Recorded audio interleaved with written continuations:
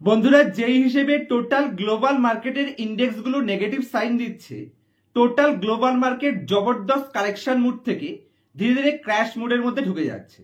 যার মধ্যে লাস্ট এক মাসের টাইম পিরিয়ডে যদি ইউএস মার্কেটের টেক ইন্ডেক্স ন্যাসড্যাককে উঠিয়ে নেন, তাহলে একদিনে কালকে 7.18% কারেকশনের সাথে লাস্ট দুদিনের মধ্যে 14% মতন শুধু ন্যাসড্যাক কারেকশন করেছে এবং লাস্ট এক মাসের মধ্যে ন্যাসড্যাক ইন্ডেক্স ক্র্যাশ মুডে ঢুকে গেছে, মানে 20%-এর বেশি ক্র্যাশ হয়ে গেছে। আর আমাদের ইন্ডিয়ান মার্কেটে যদি আপনি গিফট নিফটি দেখেন, তাহলে অলরেডি 640 পয়েন্টস মতো নেগেটিভে ট্রেড করছে। তার মানে এ নিয়ে কোনো দ্বিধা নেই যে কালকে সোমবার যখনই মার্কেট ওপেন হবে, ওপেনিং এর সাথে সাথেই মার্কেট 400 থেকে 500 পয়েন্টস মিনিমাম তো কারেকশনে ওপেন হবে। মানে গ্যাপ ডাউন কালকে মার্কেট ওপেন হচ্ছে এবং বিশাল বড়সড় ডাউন ট্রেন্ড কালকে ইন্ডিয়ান স্টক মার্কেটে আমরা দেখতে চলেছি। এর জন্য আমাদের সম্পূর্ণরূপে প্রস্তুত থাকতে হবে।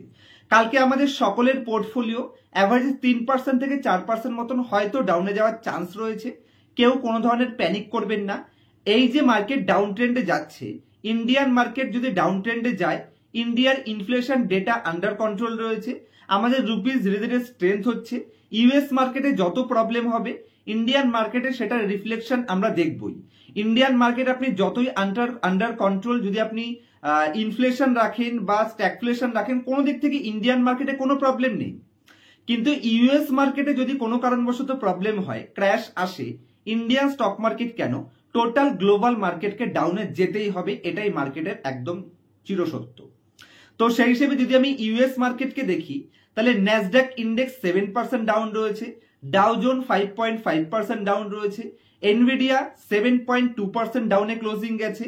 তার সাথে টেসলা, ডোনাল্ড ট্রাম্পের ডান হাত এবং বাঁ হাত, তার কোম্পানি পর্যন্ত লাস্ট ট্রেডিং সেশনে 10% ডাউনে ক্লোজিং দিয়েছে। অ্যাপেলের মতন কোম্পানি 7.2% ডাউনে ক্লোজিং দিয়েছে। এনভিডিয়ার মতন কোম্পানি 7% ডাউনে ক্লোজিং দিয়েছে। মাইক্রোসফটের মতন কোম্পানিও লাস্ট ট্রেডিং সেশনে 3.5% ডাউনে ক্লোজিং দিয়েছে। কারণ কি? কারণ হচ্ছে স্ট্যাগফ্লেশন। স্ট্যাগফ্লেশন কাকে বলা হয়ে থাকে? ইউএস মার্কেট এই ডোনাল্ড ট্রাম্পের পাগলামো ট্যারিফের কারণে অ্যাকচুয়ালি লং টার্মে যদিও ইউএস মার্কেট বেনিফিট পাবে, কিন্তু শর্ট টার্মে টোটাল ইউএস মার্কেটে, ইউনাইটেড স্টেট আমেরিকাতে বিশাল বড় ইনফ্লেশনের হাইক আসতে চলেছে। ইনফ্লেশন বেড়ে যাচ্ছে, আর তার সাথে দেখতে পাবেন রিসেশন আসার চান্স রয়েছে, অলরেডি রিসেশনে ঢুকে যাচ্ছে। তাহলে ক্লিয়ার কাট সাইন ইউএস মার্কেটে স্ট্যাগফ্লেশন আসছে। আর স্ট্যাগফ্লেশন যখন যখন মার্কেটে আসে, সেটা যে কোনো ইকোনমির জন্য বিশাল বড় নেগেটিভিটি ক্রিয়েট করে।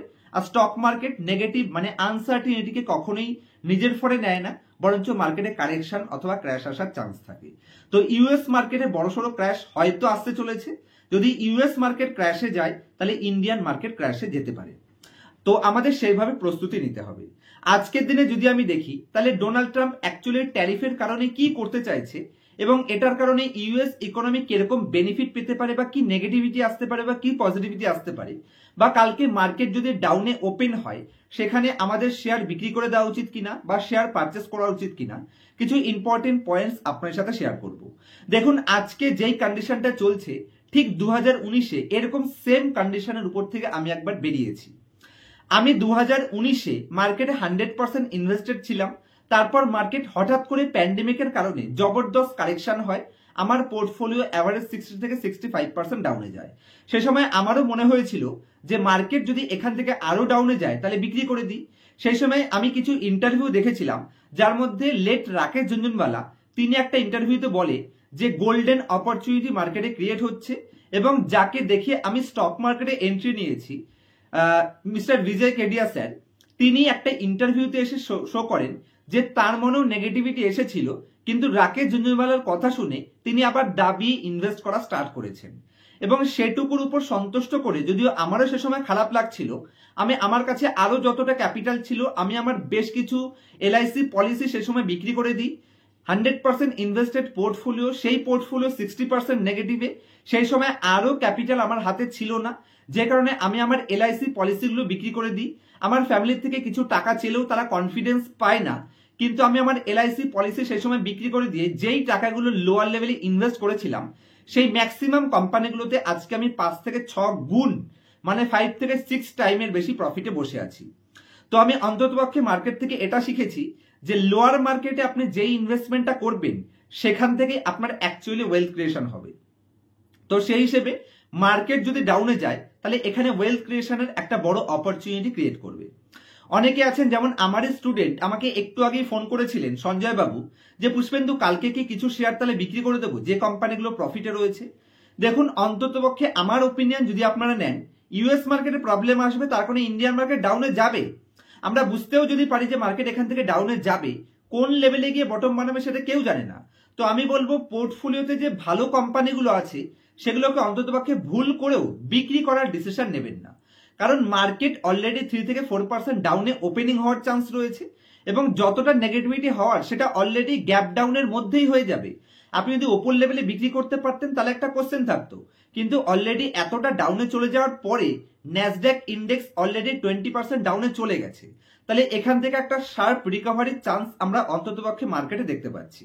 এবং ডোনাল্ড ট্রাম্প অ্যাকচুয়ালি কি চাইছে? ডোনাল্ড ট্রাম্প চাইছে ট্রেড ডেফিসিটকে ইনক্রিজ করতে, পজিটিভের দিকে নিয়ে যাওয়ার। তো অ্যাকচুয়ালি ধরুন ইন্ডিয়ান মার্কেটের উপরে এর জন্য নেগেটিভিটি খুবই কম আসবে, যে কারণে দেখুন ন্যাসড্যাক 7% ডাউনে যাওয়ার পরেও, ডাউ জোন্স 5.5% ডাউনে যাওয়ার পরেও গিফট নিফটি মাত্র 2% ডাউনে রয়েছে। কেন? কারণ ইন্ডিয়ান মার্কেটে বেশ কিছুটা স্ট্রেংথ আমরা দেখতে পাচ্ছি। কারণ প্রবলেম ইউএস মার্কেটে রয়েছে, প্রবলেম চাইনিজ মার্কেটে রয়েছে, প্রবলেম ভিয়েতনামে রয়েছে, প্রবলেম বাংলাদেশে রয়েছে, কারণ তাদের বেশি পরিমাণে ট্যারিফ লাগানো হয়েছে।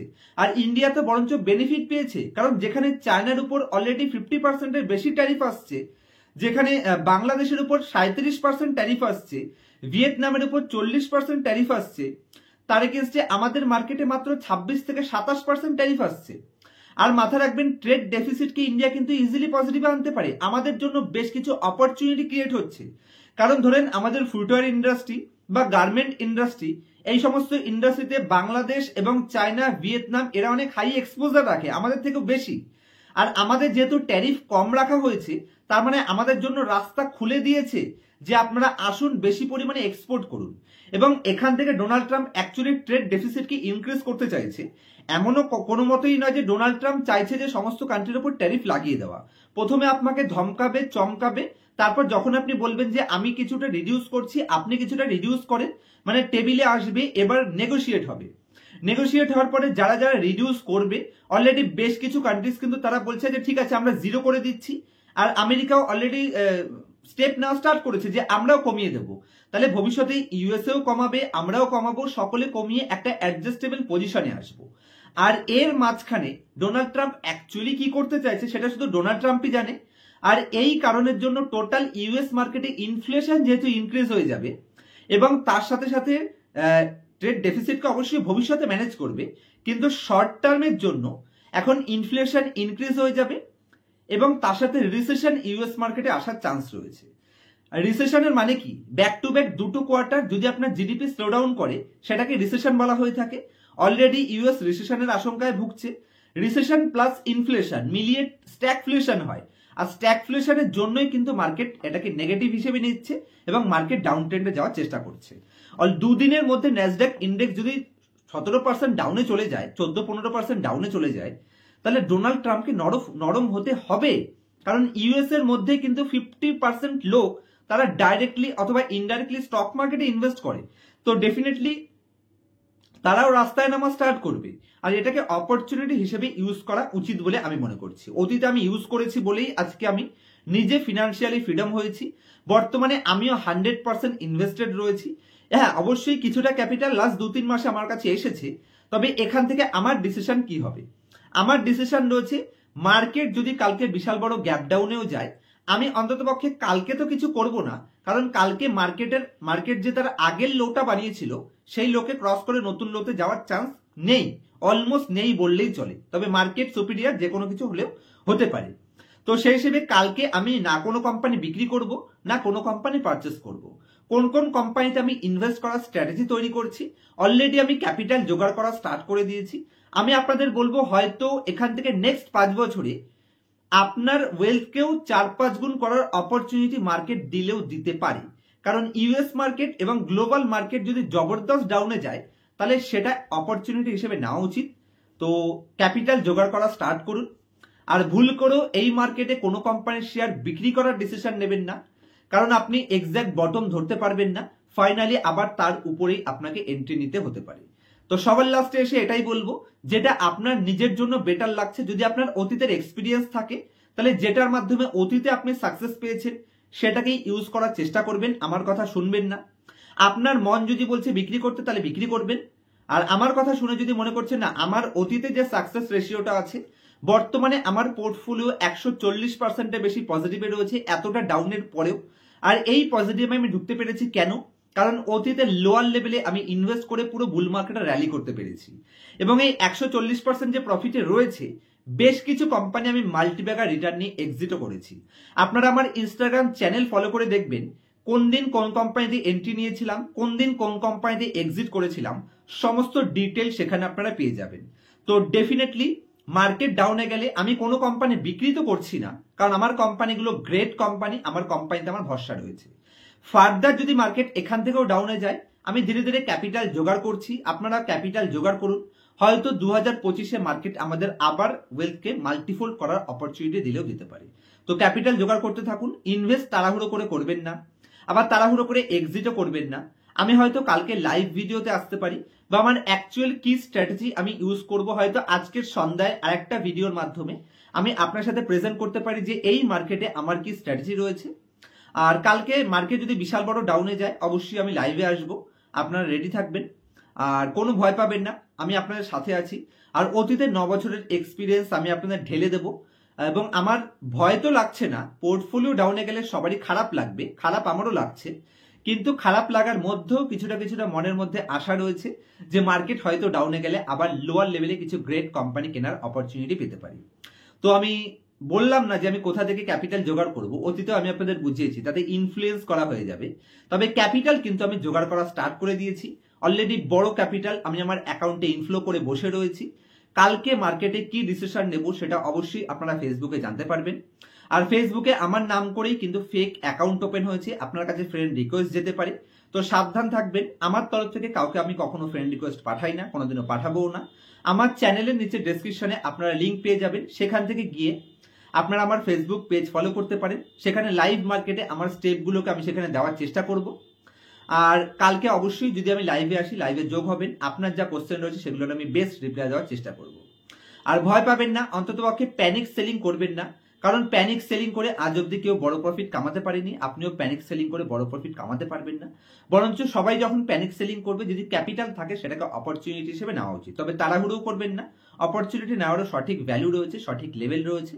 আমি কোন কোন লেভেলে আমি কতটা ইনভেস্ট করব সেই রিলেটেড ডিটেল ভিডিও আমি আপনার সাথে প্রেজেন্ট করব। আর এই ডাউন মার্কেটে যদি মার্কেট সম্পর্কে আপনার সঠিক নলেজ না থাকে, আমার পার্সোনাল ক্লাসে অ্যাড হতে পারেন, কোন রকম ইনফ্লুয়েন্স করার জন্য নয়। এই ডাউন মার্কেটে মার্কেট আমাদের যে অপরচুনিটি গুলো দিচ্ছে সেখানে বাছাই করে করে সঠিক কোম্পানি যদি আপনি সিলেকশন করতে পারেন তাহলে অবশ্যই মার্কেট একটা গ্রেট অপরচুনিটি আপনাকে দিতে পারে।